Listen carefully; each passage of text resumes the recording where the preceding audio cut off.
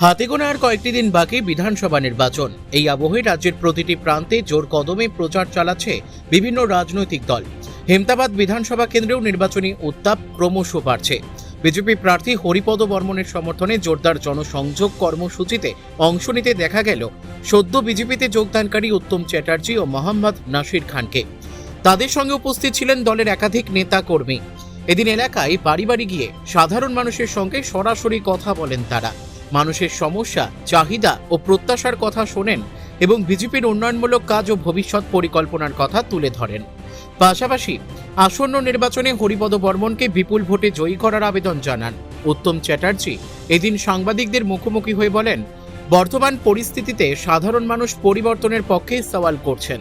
দীর্ঘদিন ধরে এলাকার যে সমস্যাগুলি অমীমাংসিত হয়ে রয়েছে সেগুলির সমাধান করতে পারে একমাত্র বিজেপি।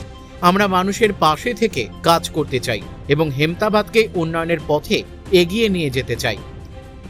হেমতাবাদ থেকে রামকৃষ্ণ দাসের রিপোর্ট, কুলিক নিউজ।